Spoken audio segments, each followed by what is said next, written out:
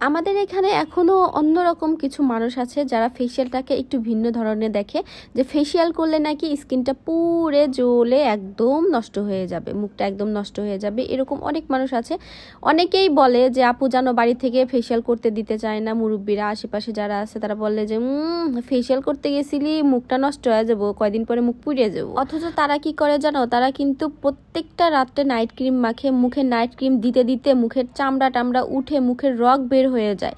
ঠিক আছে, তখন দেখা যায় যে তাদের বাড়িতে খন্দ আসে, কাজকাম করে রোদ্রের মধ্যে, কাজকাম করার পরে মুখের মধ্যে র্যাশ দিয়ে ভরে যায়, তারা দৌড়ে আসে আবার পার্লারে এসে আমি কি করব, ওনাদের স্কিনটা এ পরিমাণ পাতলা থাকে মনে হয় যেন ইঁদুরের বাচ্চা হইলে যেরকম মানে ওর পেটের ডানি ভুড়ি সব দেখা যায়, ঠিক ওই রকম দেখা যায়, সাথে তো র্যাশ ব্রণ এগুলো আছেই।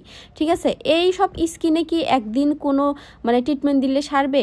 একদমই সারবে না। ওনাদেরকে আমি সাজেস্ট করি যে আপনারা নাইট ক্রিম এভাবে দিয়েন না।